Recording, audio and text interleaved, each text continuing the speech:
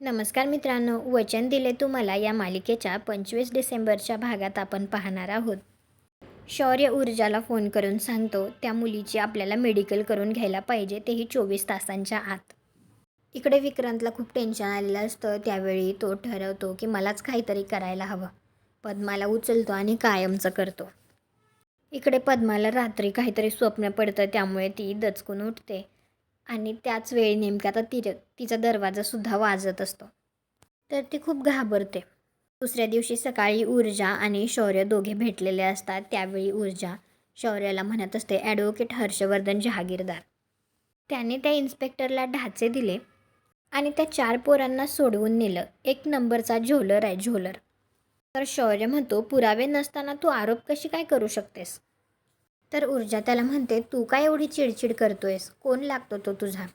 तुम्हाला काय वाटतं, शौर्य ऊर्जाला सांगू शकेल का की हर्षवर्धन जहागीरदार हे त्याचे वडील आहेत? कॉमेंट करून नक्की सांगा. व्हिडिओला लाईक करा, आपल्या मराठी मालिका चॅनलला सबस्क्राईब करा. भेटू पुढील भागात.